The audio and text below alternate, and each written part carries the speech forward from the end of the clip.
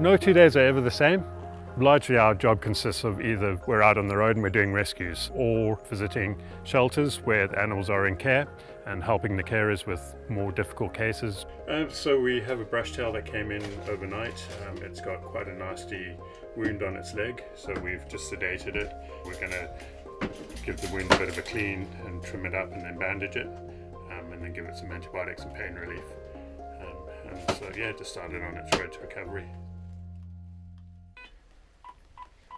I'm Alistair, I'm a wildlife veterinarian with Wildlife Victoria. We're part of the Travelling Vet Service, and we go around and we help native animals that have either been injured or orphaned or have been taken into care. One of the main reasons that I became a vet was to work with wildlife. I grew up in Africa and I spent a lot of time in the wild around there and really love the animals. Yeah, it was something I wanted to do, and especially with the state of conservation and things. How long do you think that's going to take for? To heal? Probably close on a month, maybe a little longer.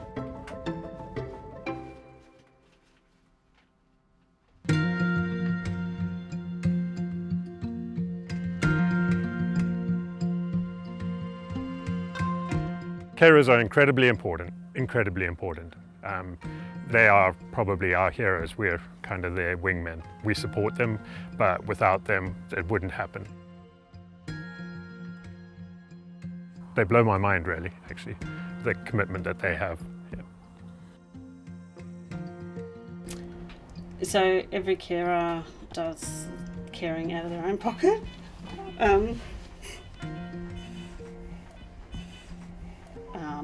I'm what's called a generalist, so I do all different species, and I've had over 120 different species here, which is pretty incredible for the suburbia.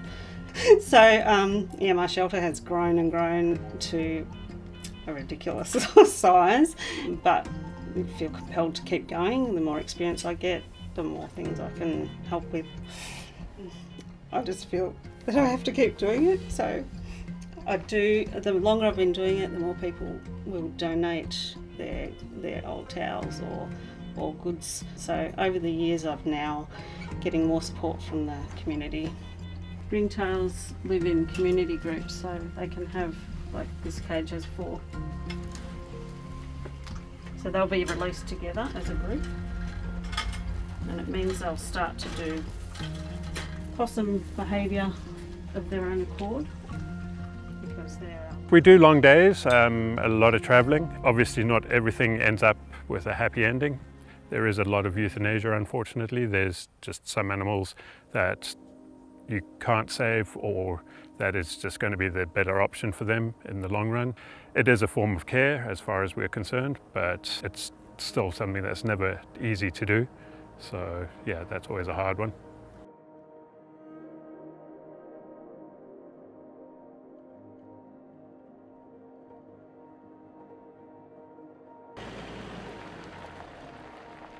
So we're having a look at a little girl that came in, how long ago, Marlene? About a week and a half. About a week and a half ago. So she has had a fairly severe case of mange. Oh my goodness, you are looking so much better. They know, aren't they? We can see your eyes now. So she was seen walking near the rail trail near Kilcunda, which is a known area for mange, and we were able to humanely capture her and then have her brought into great care at Bush Beings. Mange is a massive problem, and yeah, they just don't seem to have the same kind of immune systems or skin defenses that other animals have, so it really does affect them badly. Still got a reasonable way to go, and even once she's recovered from the mange, she'll be in care for quite a bit longer, until she's old enough to be released. Marlene does pretty much all the stages from this age up, right up until, yeah, release. Oh, you had enough? I think they're the most kissed wombats around.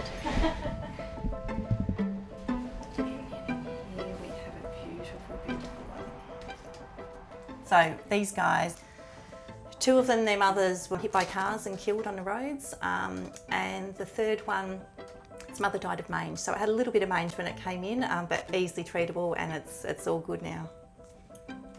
When I first started, which is about 15 years ago, the whole of the cooler period, so through winter, used to be almost animal free.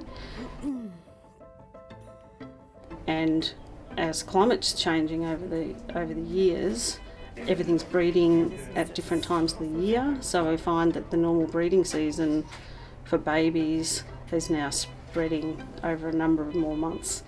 And so I haven't had an empty shelter for the last 10 years because the middle of the year is still full of animals. It would be nice if there was more involvement from the community in wildlife, not necessarily in a hands-on role, so we don't expect you to come and be a rescuer or a volunteer, but potentially even just, contributing, find out where your local shelter is and getting behind wildlife, even just learning a little bit more about it. Being willing to stop on the side of the road when you see an injured animal and just phone it in, call Wildlife Victoria. It's just, getting more people involved.